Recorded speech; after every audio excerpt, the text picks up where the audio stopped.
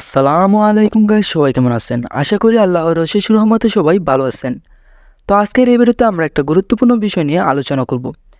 আমরা যারা চলতি বছর 2024 সালে ইন্টারমিডিয়েট অর্থাৎ এসএসসি পরীক্ষা দিব, তাদের অনেকের মনেই প্রশ্ন, যারা বাংলাদেশ সেনাবাহিনীতে আবেদন করেছে যে এখনও তাদের মাঠ পরীক্ষা হয়নি অর্থাৎ এসএমএস আসেনি।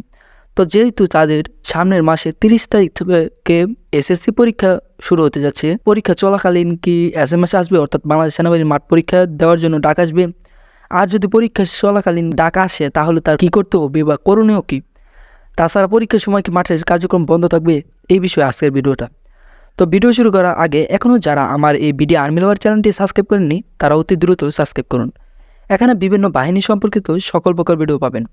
আরেকটা বিষয়, আমার এই বিডি আর্মি লাভার চ্যানেলের প্রায় 91% ভিউয়ার্স এখনও আমার এই বিডি আর্মি লাভার চ্যানেলটি, তাদেরকে আমি অনুরোধ করব আপনারা অবশ্যই আমার এই বিডি আর্মি লাভার চ্যানেলটি সাবস্ক্রাইব করে দিবেন। বিষয়ে আসি যে বাংলাদেশ সেনাবাহিনীর প্রথমে বলি যে এসএসসি পরীক্ষা চলাকালীন মাঠের কার্যক্রম চলবে নাকি চলবে না। তো এটা ভাই আপনার টেনশন করার কিছু দরকার নেই। এসএসসি চলাকালীন মাসের কার্যক্রম চলবে, কিন্তু আপনাকে মাঠে ডাকবে না।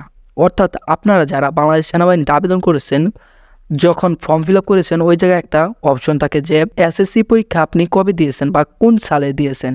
তো তারপরে থেকে কিন্তু 2 বছর পরে আপনার ইন্টারমিডিয়েট, এর ভিতরে আপনি একদিন বা 1 বছর মাঠে গেলেন বা গেলেন না, পরের বছর আপনি বাংলাদেশ সেনাবাহিনীতে আবেদন করেছেন। তো এই মুহূর্তে বাংলাদেশ সেনাবাহিনীর যে কম্পিউটার অপারেটর আছে বা সার্ভারে যে লোকেরা থাকে যারা এসএমএস পাঠায়, তারা কিন্তু জানে যে এই লোকটা যেহেতু 2022 সালে এসএসসি পরীক্ষা দিয়েছে, তো 22, 23, 24 তার 24 সালে ইন্টারমিডিয়েট পরীক্ষা, এটা কিন্তু সে জানে। তো এটা জানার পর কিন্তু তাকে না করে দেওয়া হয় যে যাদের ইন্টারমিডিয়েট পরীক্ষা তাদেরকে আপনি এসএমএস দিবেন না বা মাঠের জন্য ডাকবেন না।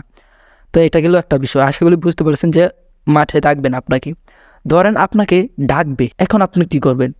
তো এখানে একটা নিয়ম আছে বা একটা সিস্টেম আছে। এই সিস্টেমটা হলো, আপনি ধরেন আপনি পরীক্ষা দিবেন 3 তারিখ, 4 তারিখ, 5 তারিখ, 6 তারিখ। তো এই জায়গায় আপনার একদিন এসএমএস আসবে। যেমন ধরেন আপনার এসএমএসটা আসছে 3 তারিখে আর মাঠ পরীক্ষা হবে 6 তারিখে। এটা কীভাবে তারা সিস্টেমটা করবে, আপনারা ধরেন 3 তারিখেও পরীক্ষা আছে, 4 তারিখেও পরীক্ষা আছে, 5 তারিখে পরীক্ষা আছে, কিন্তু 6 তারিখে পরীক্ষা নাই। তো যেহেতু বাংলাদেশ সেনাবাহিনীতে 3 দিন আগে অর্থাৎ 72 ঘন্টা আগে এসএমএস দেয়, সেহেতু আপনাকে আগে এসএমএস দিয়ে দিবে যাতে আপনি মাঠ পরীক্ষার আগে একটা পরীক্ষা দিয়ে যান। পরের দিন যে গ্যাপটা আছে এই গ্যাপে মাঠ পরীক্ষা দিতে পারেন, তারপরে যাতে আবার বাড়িতে পরবর্তী পরীক্ষাটা দিতে পারেন। তো আশা করি বুঝতে পারছি। এখন ধরেন আপনার একটা ভুল হয়ে গেছে, আপনার বাংলাদেশ সেনাবাহিনীর যে সার্ভারের লোকেরা ভুলে আপনাকে বা জেনে শুনে আপনাকে এসএমএসটা দিয়ে দিয়েছে মাঠ পরীক্ষার। তো আপনার মাঠ পরীক্ষা ধরেন 3 তারিখ, এই তারিখে আপনার এসএসসি পরীক্ষাও আছে, মানে এইচএসসি পরীক্ষাও আছে। এখন আপনি কি করবেন?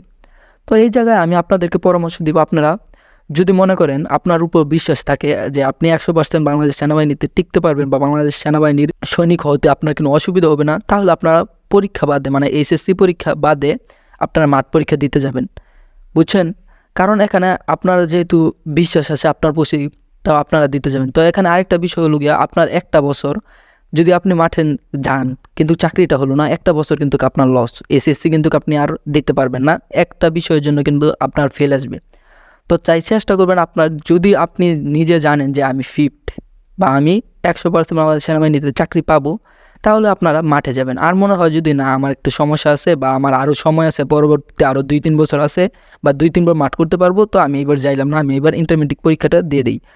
তো আশা করি বুঝাতে পেরেছি। আর যদি আপনার মনে হয় যে এটাই লাস্টে বছর বা 2বার মাঠ করেছেন আর মাঠ করতে পারবেন না, এটাই লাস্ট, তাহলে আপনারা মাঠে যাবেন।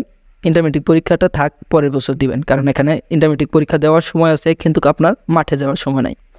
তো আশা করি আজকে বিষয়টা বুঝাতে পেরেছি। বিষয়টা ভালো লাগলে অবশ্যই একটা লাইক দিয়ে দেবেন, এবং এখনও যারা আমার এই বিডি আর্মি লাভার চ্যানেলটি সাবস্ক্রাইব করেননি তারা অতি দ্রুত সাবস্ক্রাইব করে দেবেন, এবং কমেন্টে জানাবেন পরবর্তীতে কী সম্পর্কে ভিডিও চান এবং এই ভিডিওটা কেমন লেগেছে।